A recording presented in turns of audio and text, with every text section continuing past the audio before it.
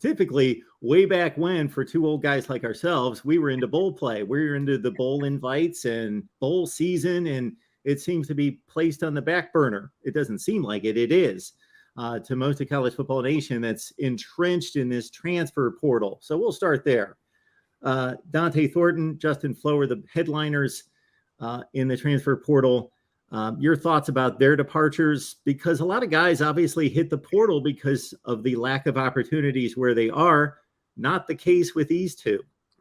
And, I think the transfer portal is it's its own whole entity, right? I mean, these guys that have done the recruiting, they do recruiting 24/7. Well, now they have another whole thing that's this transfer portal. I mean, you're right. We historically looked at the bowl game as being the most important thing. As soon as you get out of championship weekend, it's 100% focus on the bowl. Maybe a little bit on recruiting, early signing period. Maybe there's a new coaching staff. We had a new OC come in, but no, it's 100% transfer portal right now. That's everybody's number one goal and focus. So a little interesting. Dante Thornton was set to be a starter next year. He jumped in when Chase Cota got hurt this year.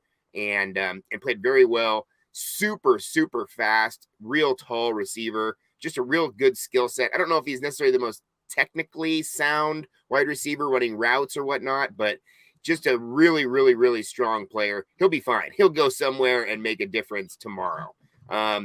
Justin Flowe was a little bit of a question mark, came in as the absolute highest recruit linebacker, just looked like NFL ready. It looked like a WWE kind of, Ultimate Warrior type guy, completely shredded. One of the most fit gentlemen I've ever seen in my life. This guy is shredded.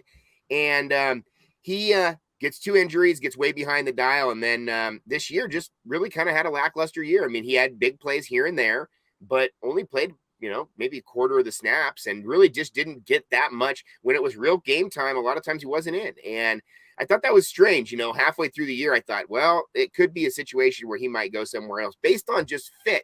Not everybody scheme-wise fits the same way. So Dan Lanning, new defensive coordinator, Tosh Lupoy, I thought they were going to come in with this Justin Flowe and Noah Sewell combination that everybody's talking about could be the best middle linebacker core of the nation on paper, at least with recruiting numbers.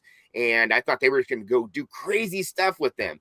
And it ended up turning out that, Noah played a lot of snaps, but Justin really didn't. And so, it happens like that. You're right. Transfer portal usually is guys who are not going to get much playing time on their first team. Well, that doesn't necessarily mean they're going to get a lot of playing time on the second team either. So I don't think the transfer portal success rate's all that good. I think it's probably about 40-50%. And, the idea behind a guy like, Dante Thornton is he's a guy from the East Coast. He could go back home, be a lot closer to home. Flo's a guy from Southern California, but Flo's kind of a guy who may be thinking right now, hey, how am I going to get to the NFL? I had NFL aspirations. I had dreams. I had thoughts. Everybody was even hyping me up in high school. They were saying the guy was going to be NFL.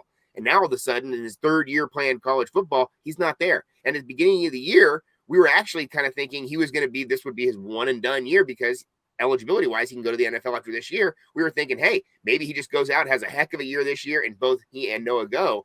And now it's like, oh, he's got to go find someplace else that can spotlight him and get him on the front page of some of these recruiting or these NFL draft boards.